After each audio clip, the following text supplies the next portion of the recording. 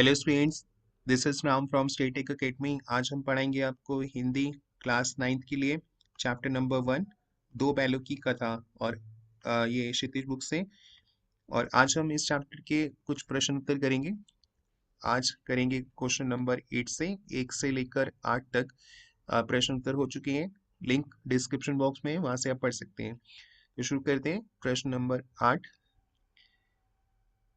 क्या आपको लगता है कि ये कहानी है दो बैलों की कथा मुंशी प्रेमचंद की जो ये कहानी है कि आज़ादी की लड़ाई की ओर संकेत आज़ादी की लड़ाई की ओर भी संकेत करती है? क्या आपको लगता है कि ऐसा जो इस कहानी में बताया गया है कि वो आज़ादी की लड़ाई, जैसे अ, भारत भारतीयों ने अपनी आज़ादी के लिए अंग्रेजों से लड़ाई की थी और स्वतंत्रता प्राप्त की थी, जिसके लिए उन्होंने कई बलिदान भी दिए थे।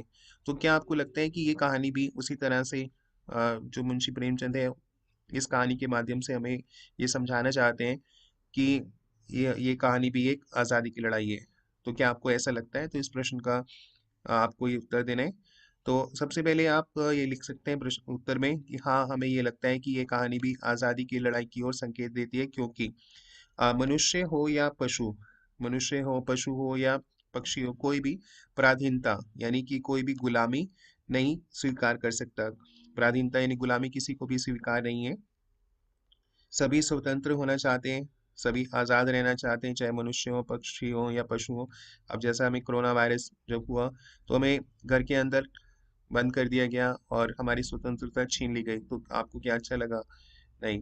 तो चाहे हम हैं, मनुष्य हैं, पशु हैं या पक्षी, अगर उनकी भी आज़ादी छीन ली गई, तो उन्हें भी वो स्वीकार नहीं है, किसी को भी स्वीकार नहीं है। तो सभी आज़ाद रहना चाहते हैं, स्वतंत्र रहना चाहते हैं। तो प्रस्तुत कहानी कहानी का कथा वस्तु, यानी जो इसका कहानी का मेन कथा है, यानी जो मेन इसकी स्टोरी है, वो भी इन्हीं मनोविचारों पर आधारित है कि कोई भी व्यक्ति पराधीन नहीं रह सकता। किसी को भी पराधीनता यानी गुलामी पसंद नहीं है, स्वीकार नहीं है। प्रेमचंद ने अंग्रेजों द्वारा भारतीयों पर किए गए अत्याचारों को मनुष्य तथा पशु के माध्यम से व्यक्त किया है। अब आज़ादी, भारतीयों पर अंग्रेजों ने बहुत अत्याचार किए, तो इन्हीं अत्याचारों को मुंशी प्रेमचंद ने इस कहानी के अंदर मनुष्य और पशु के माध्यम से उन्होंने एक हमें समझाने की कोशिश की है कि इस कहानी में उन्होंने यह भी कहा है कि स्वतंत्रता सहज नहीं मिलती, कि आज़ादी आज़ादी जो है वो आसानी से तो नहीं मिलती, उसके लिए संघर्ष करना पड़ता है, लगातार संघर्ष करना पड़ता है, जैसे कि भारतीयों ने किया अंग्रेजों के खिलाफ। और कई बलिदान भी देने पड़ते हैं, उसमें वीरता भी चाहिए, साहस भी होना चाहिए। तो इस आज़ादी तो आसानी से नहीं मिलती है, इसलिए निरंतर संघर्ष करना पड़ता है, लगातार आज़ादी पाने के लिए कोशिश करनी पड़ती है। जिस प्रकार अंग्रेजों के अत्याचार से पीड़ित जनता ने, जब अंग्रेजों ने भारतीयों पे अत्याचार किए, तो अपना क्षोभ विद्रोह के रूप में व्यक्त किया। जो अत्याचार तो सही नहीं, तो उसके खिलाफ विद्रोह किया। उसी प्रकार इस कहानी में भी आप देखेंगे कि बैलों का गया के प्रति आक्रोश, कि जो गया था वो बैलों पे अत्याचार करता था, उन्हें खाना नहीं देता था, सूखा भूसा देता था और मारता भी था। तो उसके खिलाफ, यानी उसके अत्याचारों के खिलाफ आक्रोश भी संघर्ष के रूप में भड़क उठा। उनका गुस्सा जो था, अब वो संघर्ष बन गया। और इसी प्रकार परोक्ष रूप से, यानी डायरेक्टली आप इन सब चीज़ों को देखेंगे, तो ये आपको पता चलेगा कि ये कहानी भी जो है, जैसे गया के प्रति आक्रोश भी संघर्ष बना उसका, हीरा और मोती का, तो ये भी उसी प्रकार है। जैसे आज़ादी की कहानी, आज़ादी की लड़ाई के लिए, क्योंकि उन्हें भी कैद करके रख लिया गया था हीरा मोती को, तो उसी आज़ादी की कहानी की भावना से ही तो ये जुड़ी है। अगर ये सारी बातें हीरा और मोती की हम समझे, पाठ में आपने पढ़ा है कि गया ने किस तरह से उन्हें बंदी बना लिया, अंग्रेजों ने भारतीयों को गुलाम बना लिया, और फिर उनके सब्र का बांध टूटा, संघर्ष हुआ। 1857 में मंगल पांडे ने आवाज़ उठाई और अपनी आज़ादी के लिए लड़ाई लड़ी। और बाद में आप सभी जानते हैं कि हमें कितने बलिदान देने के बाद आज़ादी प्राप्त हुई। तो इस तरह से आप उत्तर लिखेंगे तो बहुत ही अच्छे नंबर मिलेंगे। अब आते हैं प्रश्नों पे। किसान जीवन वाले समाज में पशु और मनुष्य के आपसी संबंधों की कहानी को किस तरह व्यक्त किया है? अब पशु और मनुष्य दोनों जो है वो इसमें बताए गए हैं कि उनका आपस में कितना प्रेम है। जैसे हीरा और मोती का प्रेम है अपने मालिक से, जो कि जूरी है, जो अपने बैलों से बहुत प्यार करता है और बैल भी उससे बहुत प्यार करते हैं। जब वो उन्हें प्रेम देता है तो वापस उन्हें भी वो उसी प्रेम को देखकर उससे वशीभूत होकर वो भी उन्हें बहुत प्रेम करते हैं। तो इसमें आपको बताने इसका उत्तर इस तरह से लिखें। प्रेमचंद ने किसान जीवन में मनुष्य तथा पशु के भावनात्मक संबंधों को हीरा और मोती दो बैलों के माध्यम से व्यक्त किया है। तो हीरा और मोती दो बैल हैं और उनका जो मालिक है वो है जूरी, वो मनुष्य है।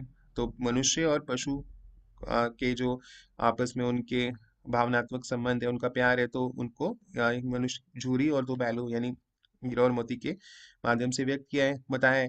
हीरा और मोती जो है दोनों झूरी नामक एक किसान के बैल हैं। एक किसान है झूरी जो अपने उसके दो बैल हैं हीरा और मोती, जो अपने बैलों से अत्यंत प्रेम करता है, बहुत ज्यादा उनसे प्यार करता है, उन्हें अच्छा खाना भी देता है और मारता भी नहीं है, उनका ख्याल रखता है। और जब वो देखते हैं कि वो हमें इतना प्यार से रख रहा है, इतना हमें प्यार करते हैं, तो इसी प्रेम से वशीभूत होकर हीरा और मोती अपने मालिक झूरी को छोड़कर कहीं और नहीं रहना चाहते। वो चाहते हैं कि हमेशा वो उसके साथ रहें, प्यार से रहें, क्योंकि वो उनसे बहुत प्यार करते हैं।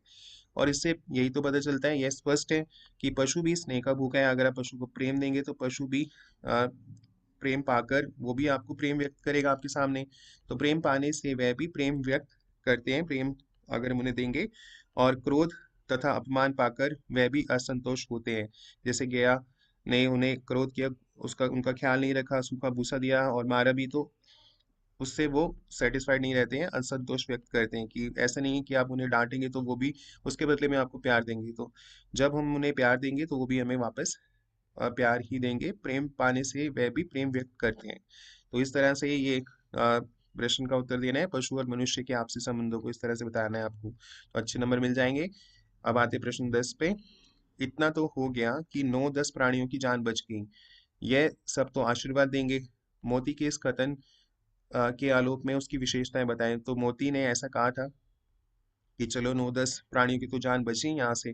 तो इस कथन से उसकी निम्नलिखित विशेषताएं उभर के आती हैं कि वह आशावादी है। एक तो ये लिखना है कि वो पॉजिटिव, आगे फ्यूचर के बारे में उसे विश्वास है कि वो कभी ना कभी फ्यूचर में वो ये लगता है उसको कि उसको ये पूरा अ, विश्वास है कि वो इस कैद से, कांजी हाउस से मुक्त हो जाएगा। तो वो एक ऑप्टिमिस्टिक है यानी आशावादी है कि वो आगे के बारे में सोच रहे हैं कि वो इससे आज़ाद हो ही जाएगा। और वह स्वार्थी भी नहीं है, कि उसको वो सेल्फिश भी नहीं है, कि अगर हो सकता, अगर वो उसका उदाहरण ये है कि वो चाहता तो सबसे पहले भाग जाता, स्वयं भागने की बजाय उसने सभी अन्य जानवरों को भागने का मौका दिया। तो इसी बात से पता चलता है कि वो एक स्वार्थी बैल नहीं है, वो सेल्फिश नहीं है। और वह साहसी भी है, और साहसी है यानी बहादुर है, तभी तो उसने भागने की कोशिश की और अपने भागने की बजाय पहले उसने दूसरे जानवरों को भागने का मौका दिया। तो इसलिए उसने बोला कि 9-10 प्राणियों की तो जान बची गई।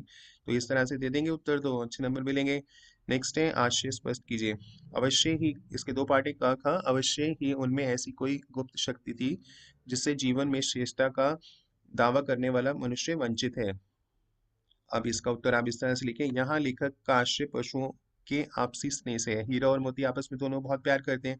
एक, अब उनकी जुबान तो है नहीं, वो बोल सकते नहीं है इंसानों की तरह, पर फिर भी वो एक दूसरे के विचार, उनके भाव, एक्सप्रेशन और शब्द इतनी आसानी से समझ जाते हैं, जो कि आज मनुष्यों में देखने को नहीं मिलता। मनुष्य जो है वो एक दूसरे से अब इतना प्यार उनका रहा नहीं है, पड़ोसी पड़ोसी को अब जानता भी नहीं है। तो मनुष्य एक बुद्धिजीवी प्राणी है, पढ़ा लिखा भी है, दिमाग भी है, पर फिर भी तथा सभी जीवों में श्रेष्ठ भी माना जाता है मनुष्य को। और परंतु फिर भी आज आप देखेंगे आज के टाइम पे प्रेम तथा भावनात्मक संबंधों के प्रति जागरूकता, कि वो इतना इनके बारे में नहीं सोचता, वो पैसे कमाने के पीछे ही लगा हुआ है। और ये चीजें आजकल मनुष्यों में दिखाई नहीं देती जितना कि पशुओं में दिखाई देती हैं, पक्षियों में। तो आपसी स्नेह जो है।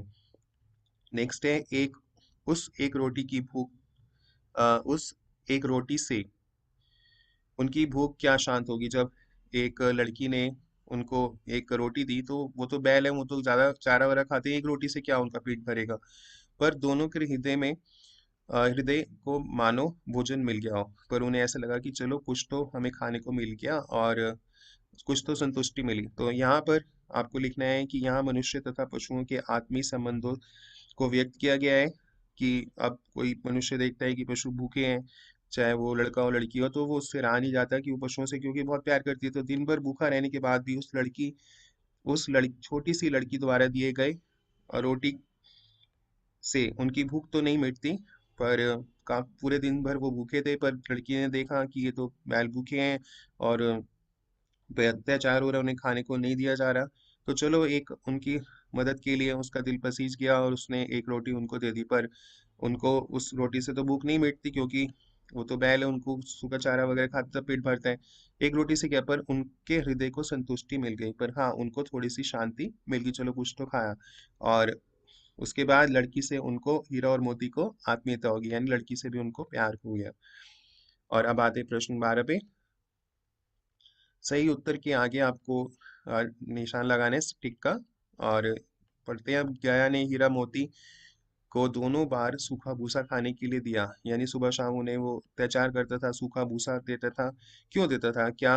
अब इसके चार ऑप्शन है, क ख ग घ। गया पराये बैलों पर अधिक खर्चना नहीं चाहता, तो ये गलत है। ऐसा तो नहीं था ये। गरीबी के कारण नहीं, क्योंकि खाली आदि खरीदना उसकी बस की बात नहीं थी, कि ऐसा तो नहीं था वो गरीब था। ग में देखिए, वह हीरा और मोती के व्यवहार से दुखी थे। हाँ, तो ये बिल्कुल सही है।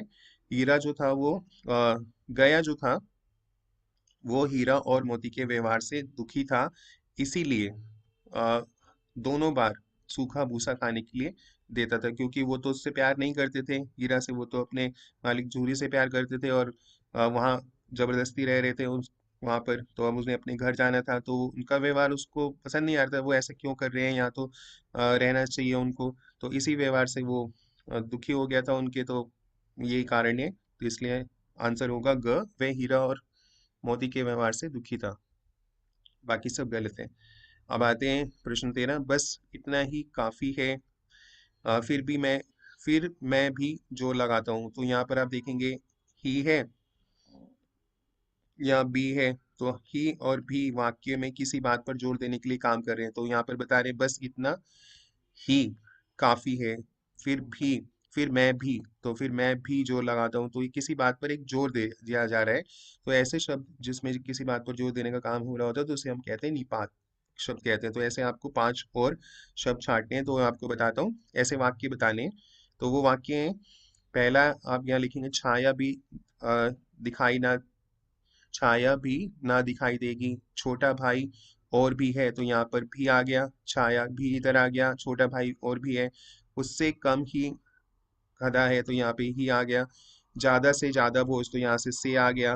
बेगानों से लगते थे, तो यहाँ पे से आ गया। तो इस तरह से आपको ये देने हैं। और आज हमने कुछ प्रश्न किए, ऐसे आगे भी करना चाहते हैं और सभी चैप्टर्स पढ़ना चाहते हैं, तो आप हमारी वीडियोस को लाइक करें, चैनल को भी सब्सक्राइब कर लें, बेल आइकन को भी हिट करें, ताकि न्यू वीडियो का नोटिफिकेशन आपको मिल सके। और अपने फ्रेंड्स को भी शेयर करें, और कोई डाउट है तो कमेंट सेक्शन में लिखें। और अगर आप नोट्स चाहते हैं तो आप हमें ईमेल भी करें। Bye and have a good day.